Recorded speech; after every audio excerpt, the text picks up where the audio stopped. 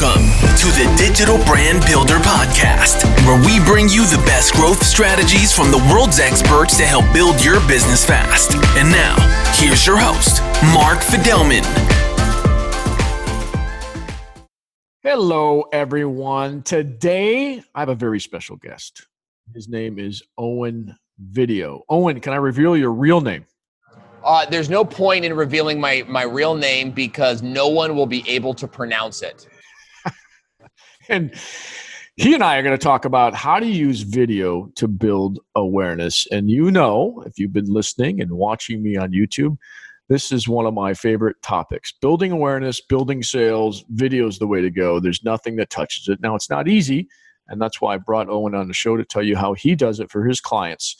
So, welcome to the show, Owen. And can you tell us about yourself in 100 words or less? Yeah, I'm a YouTube strategy coach. So I help brands and I help thought leaders launch a content strategy on YouTube. And we walk you through the whole process of, what videos should you be creating? How do you create them? And then how do you attach them to a business objective like growing a network, generating leads, and of course, generating revenue. And so we help you with all of that from soup to nuts.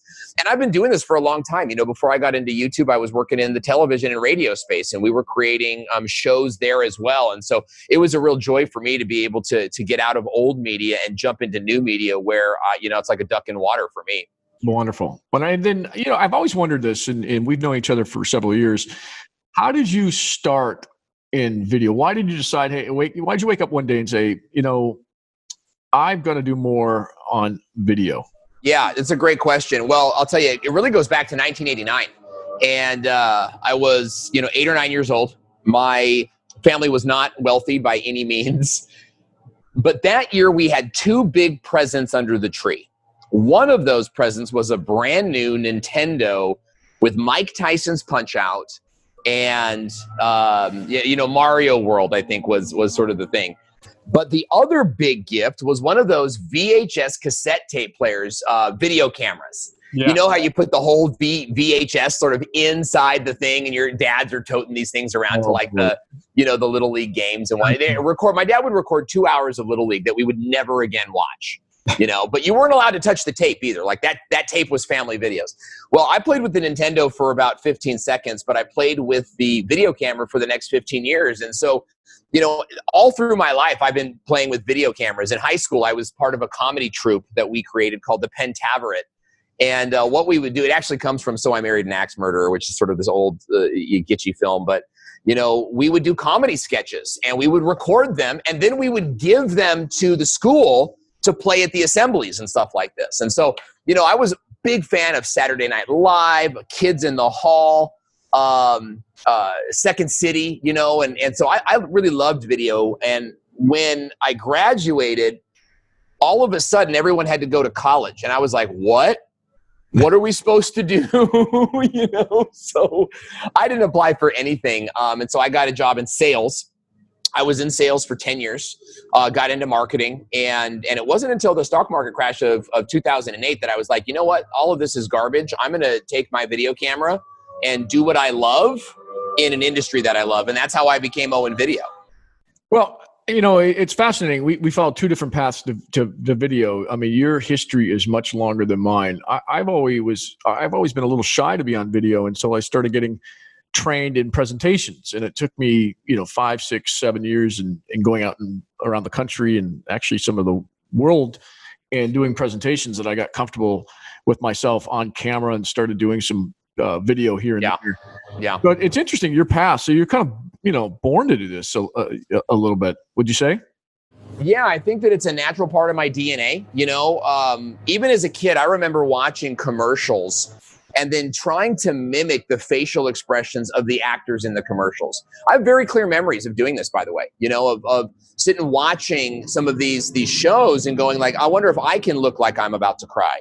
I wonder if I can look like I'm really excited. And so I remember sitting at the table, it used to drive my mom nuts, because my mom's prescription drug addict. She did not at all want to entertain the idea of anyone being successful in our family except for her. And of course, that was all part of the prescription drug delusion, right. But I would sit there at dinner and I would be like, wow, this is great. And it's nutritious too, And I would start to sort of do these things I heard in commercials, and it just drove the family nuts. But even from an early age, I knew I wanted to be presenting. And as a young kid, that sort of manifested as to commercials. I grew up in LA, so it's like I want to be in commercials. I want to be a movie star. But there was a real moment for me. I think it was right around 21, 22 when I recognized a lot of the drugs, the adultery, and the sort of idol chasing stuff that happens in Hollywood. And I was like, okay, I really like to perform, but I don't want to be a part of that community. Yeah. And that's, believe it or not, that's when I went into a couple years of darkness, drug use myself, and alcohol addiction, because I was trying to find my place. Ironically, I didn't go into Hollywood because I didn't want to do drugs. And instead I got depressed because I wasn't in Hollywood and started doing drugs.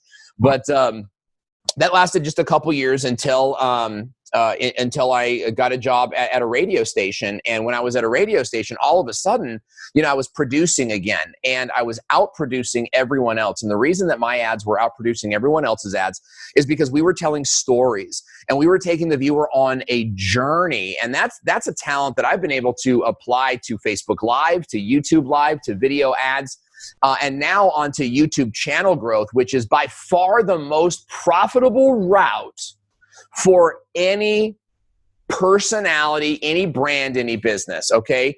The organic traffic that you will get from a YouTube channel far outperforms any ad campaign, right? $5,000 a day. I'm not saying don't do ads. I'm just saying you'll get the same amount of impressions at a fraction of the cost on YouTube. So you get your lead gen, but you know what also starts to happen, Mark, is you become a person of influence. Totally. You know that I had cancer a couple years ago, Yep. right? Yep. So during cancer, chemotherapy, I would sit on my couch and I would watch YouTube videos and infomercials, and I'm sitting like trying to crack the code, And what I noticed is that I'm watching these episodes of Frasier. Frasier became my favorite show when I was on chemotherapy, and I found myself like really loving Frasier. And I remember telling my wife at dinner, I think if Frasier met me, I think he'd like me. And my wife says to me, "You mean Kelsey Grammer?" And that's the power of YouTube right there, is that I had spent so many hours watching this actor. I actually thought I knew him. And that parasocial relationship is what YouTube is all about. And so when your brand, when your company goes out there with a show, not a series of advertisements, okay, on YouTube, where you're like, hey, today we're going to advertise this and today we're going to advertise that. That's not what I'm talking about. I'm talking about if you have a stroller company, then you have a stroller show. If you have a vitamin company, then you have a vitamin show. If you sell physical therapy, then you have a physical therapy show on YouTube. And what happens is people start to generate relationship with you. They feel like they know you, they can trust you. And because of that, you become the expert to them in your topic matter. And that's the goal of YouTube. It's so funny.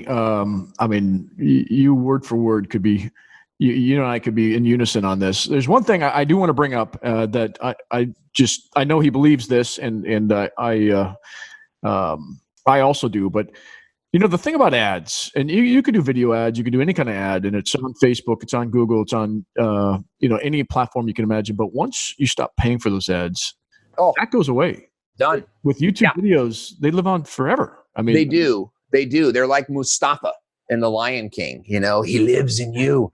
But to your point, ads make you a commodity. Ads make you a fork. Right? Everyone's got forks. Some forks are better than other forks. We got some forks over at Walmart for $1. It's like $1 for 3 forks. But we also got forks for our anniversary. And these forks are like curved for the human hand and everything. And it's a better fork, but still a fork, Yeah. Ads make you a fork. You're just another person slanging another product. And for the means of profitability and growth, they serve a purpose. I ran ads for a long time, and we did ads for a long time. We have a whole course on ads. But what I found is that the moment that you stop producing that ad to get in front of people, you've done 2 big things. Number one is you've branded yourself as a commodity. But number 2, you have also trained your audience not to look for you. Okay? Your audience is now used to, if they see you, they're going to see you in a news feed somewhere. There's nothing in them that says, I'm going to go to YouTube and watch Mark's new show. And that's where we want to put our clients. We want you to be in a place where your client is going, hey, what is ABC up to this week? I would love to check in on them, and they know that it's YouTube. Why YouTube? Well, because on YouTube, they're going to watch you for 5 or 10 minutes.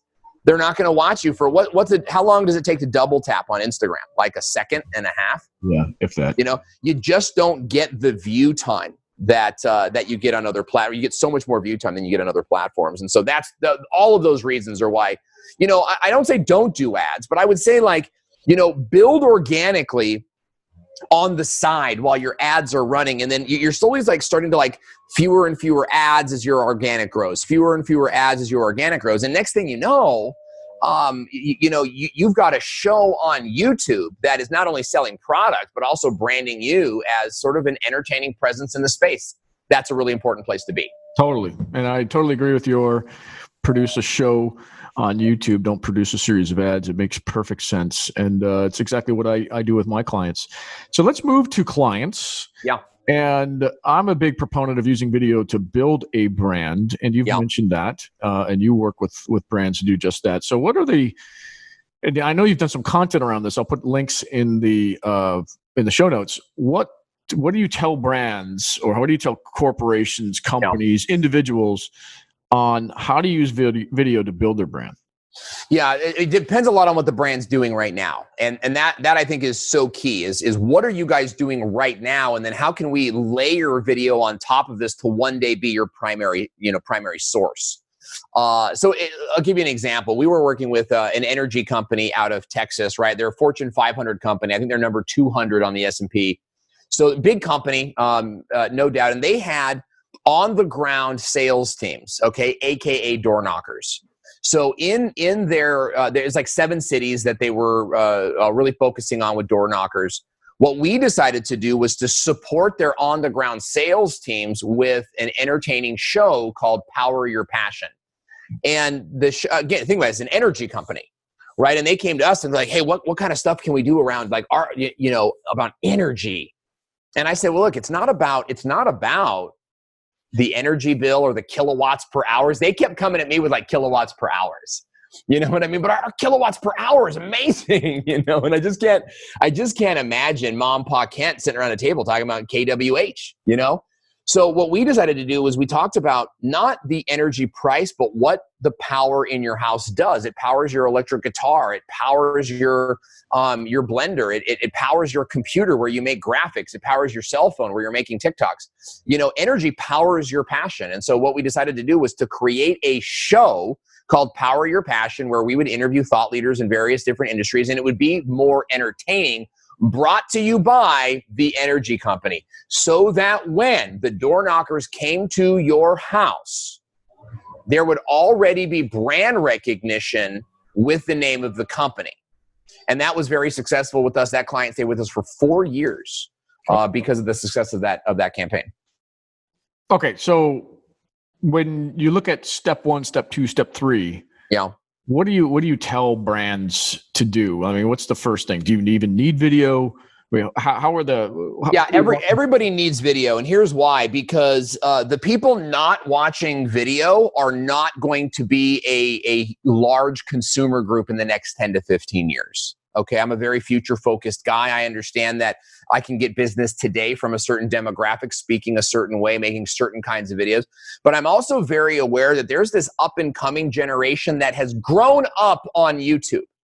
And this is really important, Mark, because you and I, we didn't have YouTube as kids. We didn't barely have video games. I look at the handheld video games that you can buy at the department store now, and the handheld games are better than our desktop systems when we were kids. Our YouTube was the flip books that created. Yeah, I remember making those out of Post-it notes when I was a kid. My dad those are my Post-it notes. Now I'm teaching my kids how to do the same thing with my dad's Post-it notes. So it's the journey continues. But there's a certain way to talk to people that didn't grow up with technology, even though we're all immersed in it now. Okay, there's a certain culture. We understand Seinfeld jokes, like we understand, Reagan jokes, right? But there's this whole new consumer marketplace that doesn't have any connection to any of that. And what I see brands doing is it's like brands are trying to hire younger people, but then forcing them to speak older language. When instead the brand needs to really embrace this younger demographic and figure out how it works. Okay. So that's sort of a preface. First of all, I'm always thinking towards the future. Now, every brand is a little bit different because everybody monetizes a little bit differently. Sometimes you just want awareness. Sometimes you want exposure. Sometimes you want direct response. Sometimes you're launching a new ancillary brand. There's all of these different things that can happen. But the very first and foremost advice that I would give is, what is the core benefit or value that your product provides to people? I'm not talking about a product. I'm not talking about a service, right? So if you're a stroller company and you sell 4 million strollers a year, it's not about, the durable 2-ply plastic with unbreakable, unfadable UPVC plastics, right? It's not about that. It's about the convenience of being able to take your kids to SeaWorld. Right? And so we would build a show around the benefits of what it is that your product is selling and create a show around that. Now, that would be sort of our platform content. On the back end, we'd want to see, okay, now, are there some product tutorials that we could be making here? Are there some, website tutorials that we could be making to help your customers better, be better customers, down the way. And if that's confusing, let me break it down into one quick little sentence here. It really helps to have more than one type of content that you're uploading to YouTube.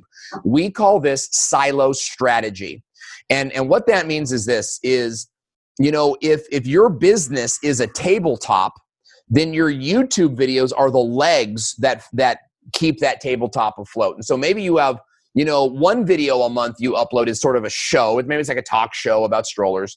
But then maybe you have 2 videos a month that are actually tutorials on how to open and close the stroller, for daily routine activities. So those videos, again, those are not going to be explosive. They're not going to be huge, but those are videos that are available to your customers. They can be embedded into your website. They can be downloaded and re-uploaded onto Facebook and onto Instagram if necessary. But you're now building this multifaceted sort of YouTube channel that brings people in a couple of different ways. We call that the P3 content strategy. So it's, pull content, which is bringing people into the channel, push content, which is where you're kind of pushing out content that they need to know. And then there's POW content, and POW would be sort of your live stream Q&As, or maybe you have like a special guest speaker. The CEO is going to come on and do an address. POW is your sort of like once in a blue moon, big, type of content that you're going to invite your list to and everybody to come into. But a good YouTube channel should have a mix of those 3 things. Okay. I mean, that's a great intro to, whether a brand should, or how a brand gets started and working, and specifically on YouTube. I do want to ask you, though, about other channels. And I'm a big believer, as you are, and my experience is exactly the same. YouTube is the place where you should build the foundation carefully, because, YouTube has been changing the rules, and who knows what's going to happen with them in the future. You got to be careful. Yeah. But what are some of the other channels that you use, video on? For me, it's LinkedIn. Yeah. I don't even waste my time on Facebook because it's the reach, unless I'm doing an Agreed. Yeah, agreed. I might upload something to Facebook if for an event. I might do like a live Q&A. And we do live workshops on Wednesdays. And we dual cast them on our YouTube and our Facebook, which I normally don't recommend. But because of the nature of the event, our goal is just to engage our audience wherever they might be. Yeah. Okay, but that's the only time we dual cast, right? Normally it's like we're either one or the other, because why would somebody come to YouTube to watch you if they can just watch you on Facebook, right? Yeah.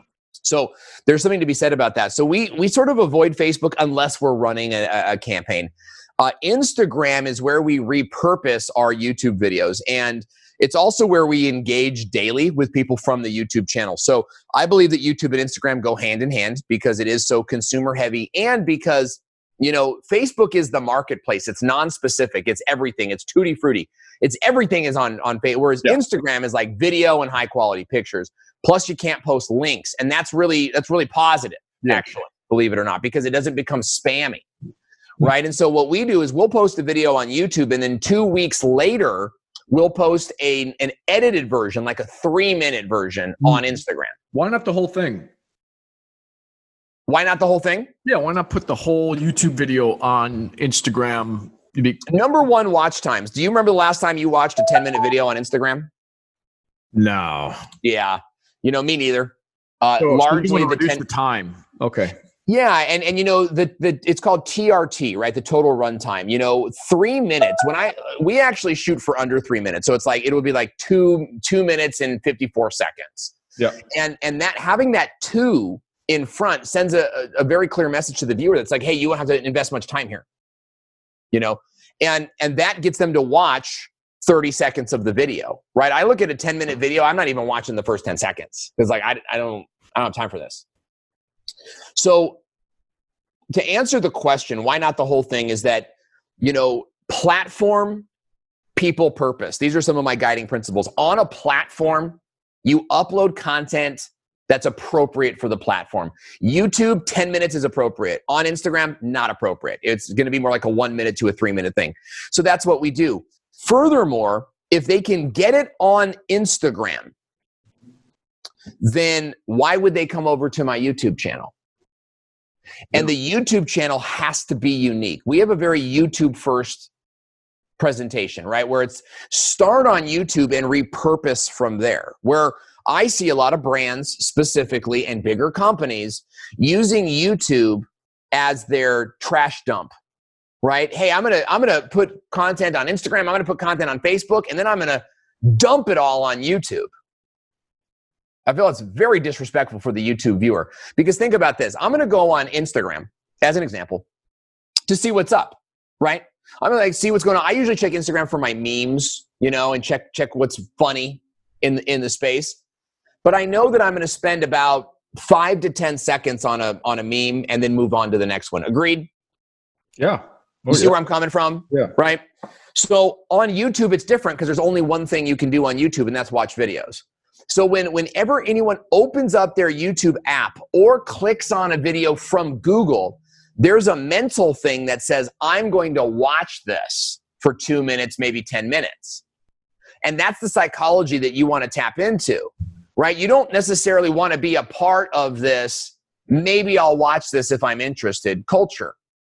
You want to be a part of this, hey, when you're ready to get fed real content, come over to YouTube and check us out.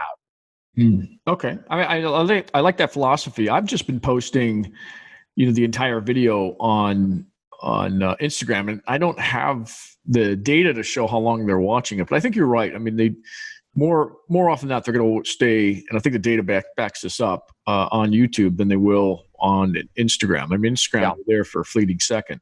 Yeah. And they might watch your video if you stay very, very interesting. And everybody's on Instagram, right? Like not everybody is on YouTube. And that's why I think it's such a great opportunity. Well, I also think YouTube, people are going there because they discovered you on a search result too. Yeah. Whereas Instagram, you're not really searching for a specific answer to your problem. And I'm speaking as a marketer. Yeah. So yeah, I think you're right. There's all of those things that you have to consider before sort of just developing your plan. I would rather that any brand focus their real energy on YouTube and then sort of use the other platforms like Instagram, like Facebook as support platforms, right? Those platforms are designed for customer service, for maybe ads. Like Facebook, it's a great place for ads. That's what it is. Mm-hmm. And Instagram is a great place, I think, for relationship building, right? Now, you want to talk about creating impact, you might want to throw TikTok in the mix because, man, we're going to get to that. I have never seen what I'm seeing happening on TikTok anywhere else. And that's exciting. I wanted to move first to LinkedIn because that is something I'm exploring. Yeah. And I'm trying to figure it out. So far, I've had 1 or 2 videos that have done really well because they had, kind of these controversial subjects in them. Or I did something funny that I also did on TikTok. So what is it that we can learn from people like Shay Rowbottom and others that have been successful with LinkedIn video? Yeah. I'm not anti-LinkedIn video, but I've been playing with LinkedIn video for quite some time. And, I'll upload a 6-second video of me over at the news station, right? I do this weekly recurring or this monthly recurring section on the news. And that video will get 2,000 views. But then I'll post a video with like an in-depth sort of analysis of the YouTube algorithm, and I'll get 17 views on it. And so here's the challenge that I pose with LinkedIn video is that, do business people really care about your LinkedIn video? Because what I'm seeing is the same video that's successful on LinkedIn is the same video that's successful sort of in the viral community, right? It's going to be pretty girls. It's going to be girls wearing costumes. And yes, people are doing this on LinkedIn. Why? Because it works on Instagram stories. So they're doing it here and people are following them. How much revenue is coming from that? I don't really know. And my question is is that the brand you're trying to build? And that's where I challenge the LinkedIn video scenario, because on LinkedIn, you can only go as far as your people's people, right? Your network's network. That's as far as you can go. Whereas the moment you upload that same video on YouTube, that goes out to the whole world.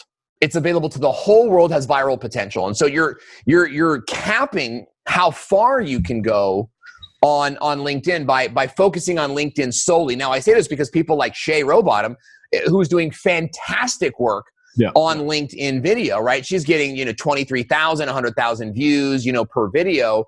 But my question is, would you, the bearded, overweight, 45, 55-year-old male be as successful as Shay Rowbottom, the cute, perky, 30-something millennial?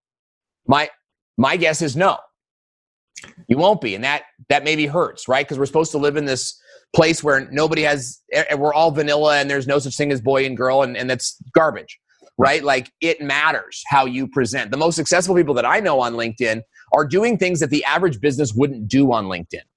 And so you have to really think about, is that a place that's worth it for you? Now, on the flip side, you take a guy like Beryl Solomon. I'm not sure if you're following his work. I really enjoy his work. 11,000 views on a video in like an hour or two, and it's all business. All business. Okay, really, really strong. I don't know how much business he's actually getting from the video. I'm not aware of that. I would assume it's some. But I saw his video yesterday, and I go, why aren't you doing this on YouTube? How do you know he's not? Did you check? No, well, he reached out to me. But I don't want to go. I don't want to go too far into that. But no, I spend a lot of time on LinkedIn looking at LinkedIn video creators. I follow their hashtags and looking at who would be a good fit for YouTube. And it's not everybody. If I see somebody, sort of dancy prancy on LinkedIn video and doing kind of like, hey, look at me stuff like that's not someone I want to take onto YouTube. But when I see someone like Beryl Solomon, who's got this like really strong message and he really stands his ground, the guy wears a yarmulke, he talks, he's like, I will not be available for Shabbat. He like takes a stand, he's not afraid to live his faith. Like, that's the type of thing that will do well on YouTube. Not because it's faith-based and not because it's aggressive, but because he's himself.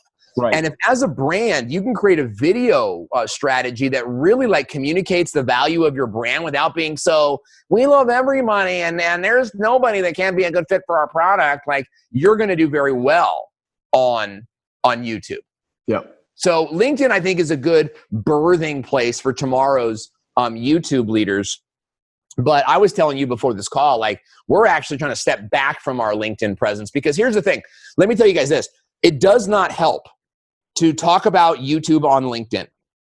So instead of, we've tried this, right? We're like, hey, YouTube tips. People on LinkedIn aren't interested in YouTube tips. So instead, what we're doing is we're changing the conversation to lead generation, right? Or business growth. Yeah. And then in the video, we're leading them towards YouTube, right? So I think a lot of it has to do with your framing, like the argument that you're framing for LinkedIn video. And then, of course, how good is the video? Yeah. I mean, very well said. I mean, that's a good tip for LinkedIn. Don't talk about YouTube because people don't care. They are interested on LinkedIn in learning how to grow their business. Well, yeah, and a bigger thing, like don't talk about strollers either. And again, this is also, again, I'm not a LinkedIn expert, but this is what our data has shown us, that the conversation on LinkedIn has to be business related. So if you've got a stroller company, the conversation is not about like how to find a better stroller. The conversation is how to bring your family, how to run a better family business, and then bringing the stroller into that conversation. Are you with me on that? Yeah. Yeah. So it makes total sense. And that's why people are on LinkedIn.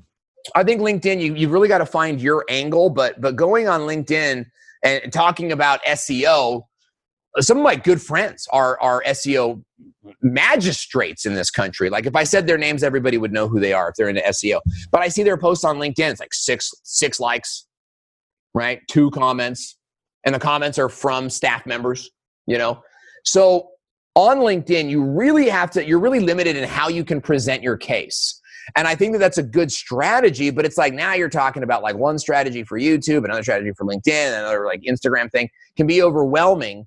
And my good friend, Brian G. Johnson, who's an amazing YouTube artist, said, he said, Owen, you put all of your energy into all of these videos. And he says, I make one good video. My one good video on YouTube will get more views and watch time than all of these little Instagram clips, LinkedIn clips, and all this other stuff. And he's absolutely right. And that's why you put your energy into YouTube. And then you filter that down through all of your other platforms. And that's how you win. Because even on the other platforms, they know you've got a YouTube show, and that's where you want them going back to. Yep. Very well said. Well, let's move off of LinkedIn. I know we could do a whole episode just on LinkedIn. So sure, maybe another day once I get, I'm just trying to unlock this, and I'm studying people like you are. And maybe we'll have you back on for just about LinkedIn. Let's go to TikTok. Now, I've been watching some of your personal TikToks. I mean, they're funny. They're great. I just don't know how you're going to tie this to business. And maybe you don't give a crap about tying to business. But for me, I'm always looking out for the marketer, looking out for myself. I've produced one video that was pretty funny, caught a little bit of a tailwind. It was basically me pretending to go back to restaurants. And I had a little Roomba deliver me my meal. I did all in my house. That's one of the things I love about you is that you're an intellectual guy. You're like me, right? So we like to talk about higher level things, but we can also throw spaghetti at the wall and have a food fight. You know what I mean? And that's food fights. That's always a lot of fun. Facebook. Anyway, let's go back to TikTok. What is your plan for TikTok? Yeah, that's really good. So right now, I am like the Wolverines on TikTok. So Wolverines obviously comes from Red Dawn, and it was that band of American students that were gonna fight the Russian army. So I'm sort of in espionage on TikTok, and the reason for that is that in 10 years, the audience on TikTok is going to be the audience that we're trying to sell to. And what I see happening right now is I see brands working very, very diligently to sell the 30-something, 40-something client and above, okay? We know how to sell that client, right? Everybody that's I think even 30 above, maybe even, 30 above maybe, grew up without cell phones, okay? When they were born, there was no cell phones, there was no YouTube, right? By 1990. Oh, yeah. So what we know how to sell those people. We've been selling to those people for decades, okay? But this big thing happened. It's called cell phones, the mobile revolution, YouTube, all of this stuff starts coming out in the 2000s. And we have not put any effort into knowing how those kids communicate. In fact, what I see is a whole bunch of whippersnapper conversations, right? Those whippersnappers, who cares? I don't give a rat's patoot about these kids. These kids don't know nothing. They've given their rights away. They took our jobs, all these grumpy. I hate that garbage. What I'm doing on TikTok, first of all, it's a comedy outlet for me. I told you earlier, I fancy myself an actor. Mm-hmm. So I've always one of my good friends, David Lopez, made it really, really big on YouTube with his comedy. And I had a chance to do that with him, and I chose to be more business focused. I watched him become a multimillionaire on YouTube with comedy. Wow. So there is definitely an outlet for me to do some of the comedy that I didn't get to do earlier in my career. But the big reason that I'm even focused on it is because I am trying to learn the customer of tomorrow.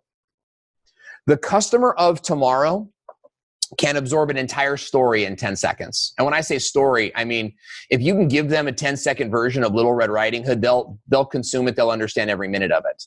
They talk, they process faster than we do. They use different words than we use. They're listening to different music. And I actually feel bad for them because I grew up like 90s alternative rock, Nirvana, Foo Fighters, and even a lot of hip hop coming out in those days, Tupac and Bone Thugs. I grew up on that good music, right? Yeah. Everything today seems just so bubblegum, agenda-driven stuff. It's sad. But my point is, they're listening to music we're not listening to. I couldn't even name an artist on one of their top 10 lists. But here's the thing that I do know is I'm going to learn it. And I'm going to figure it out. I'm going to be able to welcome those people as customers as they get into their adult lives. And so I am on TikTok, and I think that everybody should be watching TikTok and understanding where the marketplace is going when it comes to visual media content. So here's some criticisms I have for TikTok, and it's the same with Instagram until they introduce swipe up stories. How do you, as a marketer, link out of TikTok? How do you, in Snapchat? I still don't recommend Snapchat. No, great. Again, this is, okay, so we're talking the marketer conversation, and for your audience, it's all marketers. It's my audience too. I love the marketing place. Not everything. Can you imagine hey, well, what's the click-through on a billboard? Yeah. Right. What's the click-through on a TV commercial? Now, in a lot of those cases, you might have a phone number attached to it, or you might have a website attached to it that's only on the billboard or whatever, but not necessarily a direct response sort of mechanism, right? It's more of a brand awareness thing. And I think that's what TikTok does, is it gives you a ton of brand awareness, and it puts your mind, or it puts you in the minds of, hundreds of thousands, if not millions of young people. TikTok, you get big on TikTok. I've got a video doing 500,000 views on TikTok. I never had a video do that on YouTube. So those young people are familiar with my work.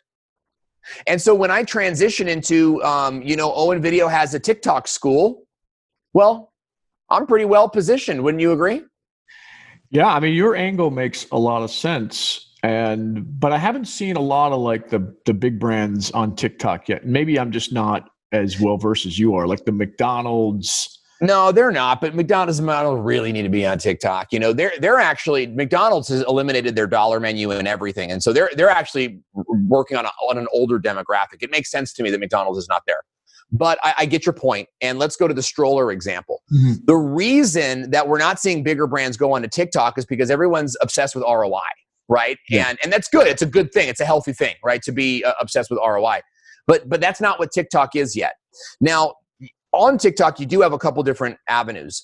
Brands are able to advertise on TikTok. Yes. And the advertisements on TikTok, I find, are some of the best advertisements on the web, because they usually feature somebody using the product. Right. But Snapchat has I love to see that on Snapchat that act the same way, and I just haven't seen it take off with marketers yet. And that's what I'm trying to figure out with TikTok is, yes, there's ads, but are they effective, and are they taking? My whole thing is why pay for ads when you can have organic, right? And I believe in that. Now, we don't run ads. It's just that our thing is organic, and so I would actually convince the brand not to be doing ads, but instead to be growing an organic TikTok sort of presence. So imagine, the stroller company, creating a TikTok. TikTok is a lot of sort of you've got a beat and you're dancing to it, But what if you had a stroller, and on the beat you were sort of pointing to another feature of the stroller. So it's bump, bump, bump. Yeah. Bump, bump, bump, and you're pointing to a different thing. And every time you point, a feature pops up. It's little things like that make TikTok so amazing. I've got a friend on TikTok right now. She has a show about dogs on YouTube, about her snow dogs, her huskies. And on TikTok, all she's doing is saying, watch how fast he comes in the house. And she'll go outside, she'll call him, he'll run inside. 30,000 views. Yeah. So imagine having a stroller, and again, you say, hey, everybody, take a look at this phenomenal stroller feature. Vroom. And and boom, that's the video. You show the canopy, come out the margarita baby margarita holder in the stroller. You show that, and then the TikTok's over. Yeah, it's so easy to do. If I were gonna suggest to the stroller company something to do, what I would do is I'd create a contest and say, look, $5,000 to the person that develops the best stroller video using our stroller. So good. I think once you get a bunch of people doing it, because on TikTok, everyone's copying each other, coming up new dance routines to the same music. I mean, it's brilliant that way. You can see different variations of different, I don't know what they call them, memes, video memes or themes or something. TikToks. I think they call them TikToks at this point because it's very unique to the platform. Because what you do is you can, anytime you upload a video to TikTok, like the audio of that video goes into a database. And so I could actually pull audio from somebody else's TikTok and then lip sync to it or mouth to it. We're seeing a lot of that happen as well. We're seeing a lot of people reenact like Friends sequences and stuff like this, which is not my thing. Yeah. But again, that's how you pull your strategy, right? You could be doing mouthing pieces of videos where people have strollers in them. Different movies where people are pushing. Yeah, you could have the baby in the strollers talking. So put your baby in their stroller and have them say something, and there'd be a big contest. So I think that would be effective. I got a lot of grief for going on TikTok. I was like, hey, my TikTok just did this amazing thing, and it's like, well, where's your ROI? Where's your money? I had a whole bunch of people just screaming at me on Facebook. I don't know if you remember this post, but my thing was like, look, right now, I am not trying to capitalize on a market I know nothing about. I don't really know much about the 14-year-olds today. I got a 13-year-old in my house right now. I don't understand what he's saying half the time. Right. But I'm going to learn them. I owe it to my kids to learn them, and I owe it to the future of my company to learn them. Yeah. So, right, I'm on TikTok right now to learn it and to figure out what's going on. And I'll tell you, I've adapted pretty well. I made about 10 videos that did nothing, and then I made one that went 500,000, and that has fed all the past ones. So I watched all my past TikToks double in views because they would go to my page, and then they'd watch all the other ones that I've made. Yeah, and that's what I like about you. You're not afraid to jump in. I do the same exact thing. Just jump in and learn it yourself and fail, and finally you figure it out. That's what I'm doing with LinkedIn right now. And that is the way to learn it.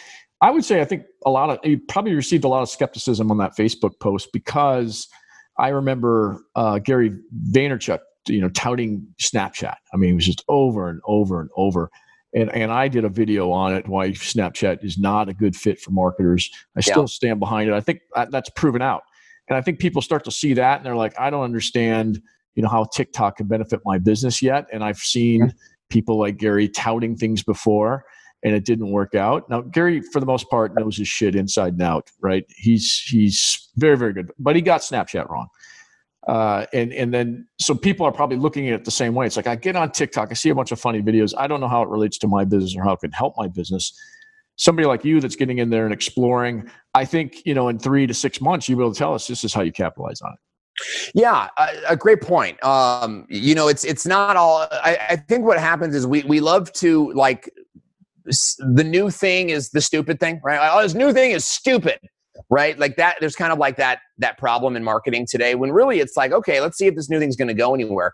Gary Vee obviously is an investor into Snapchat. So he's got a lot of reason to promote it. But I'll tell you, I was on Snapchat for less than a year and I just knew it wasn't going to go anywhere. And from where I stand today, I know that there's little pockets that still use it, but from where I stand today, nobody is talking about Snapchat in any type of meaningful way.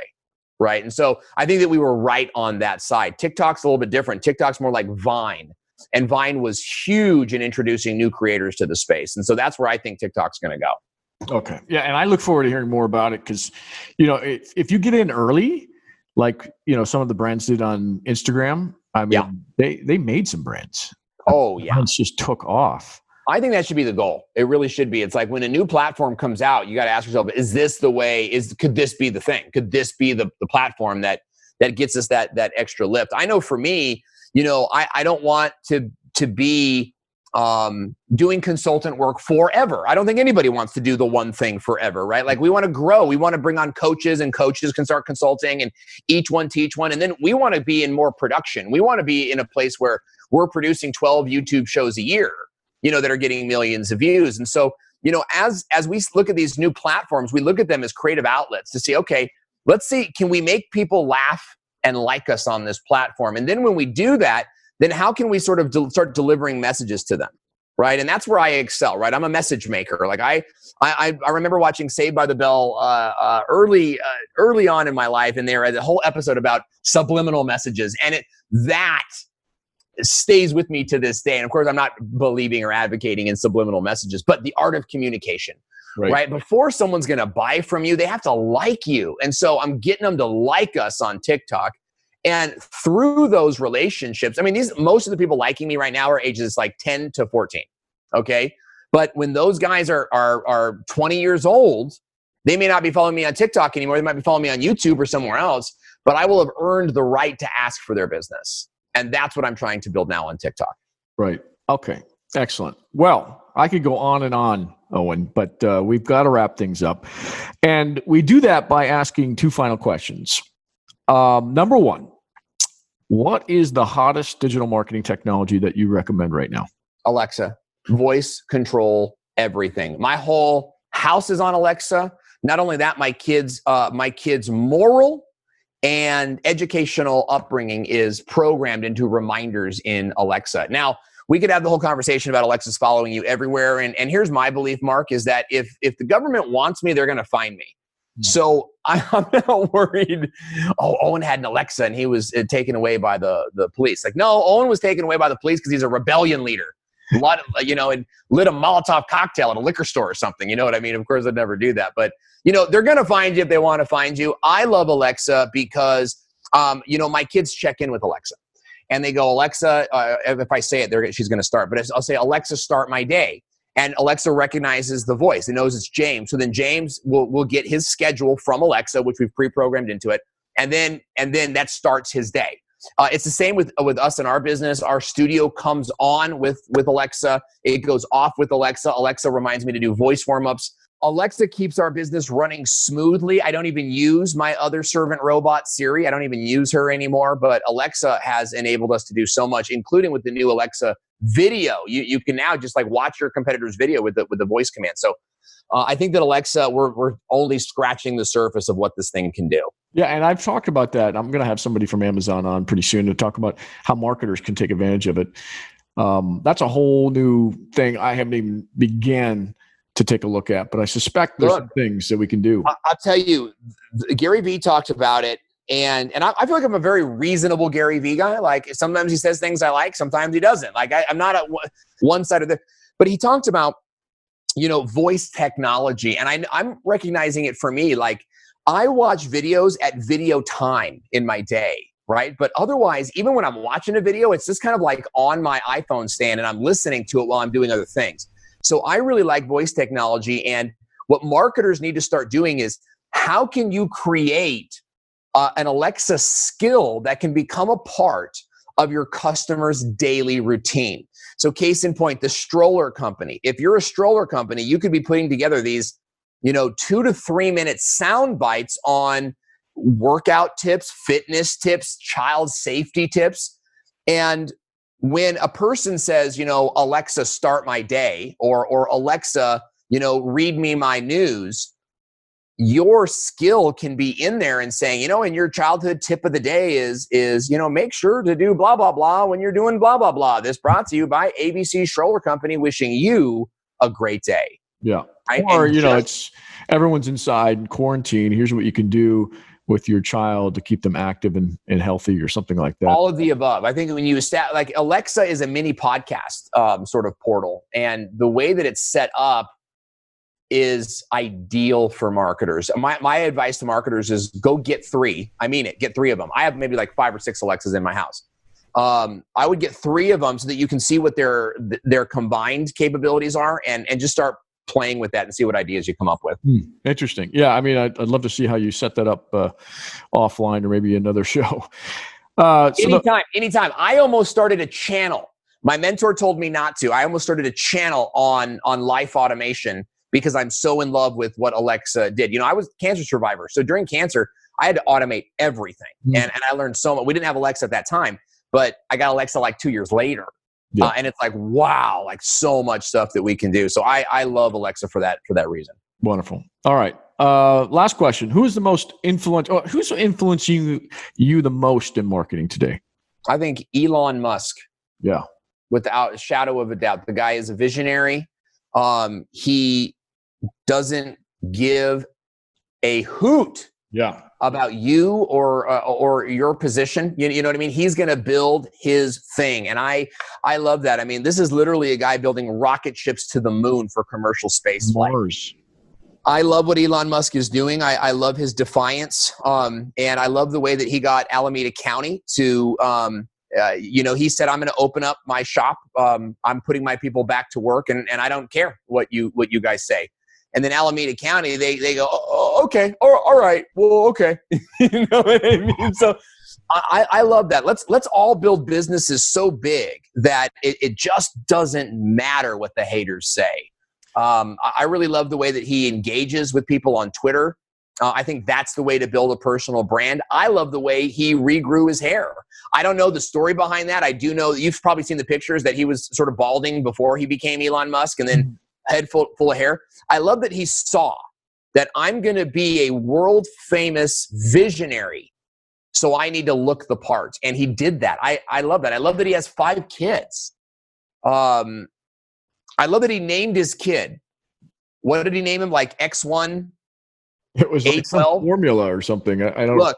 I love it. I actually asked my wife. Okay, this was maybe 10 years ago. I said, because we read this article just a couple days ago, and I said, "Did you see what Elon Musk named his child?" And she rolled her eyes and she goes, "We're not naming our kid a number."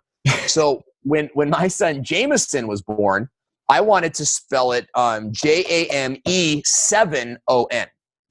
And the reason I wanted to do that was to just like recognize where we are in the world in terms of technology today. And she said, no, you're not going to do that. So we didn't do that. And so it's awesome to see like Elon Musk did that. And I think for very much the same reasons.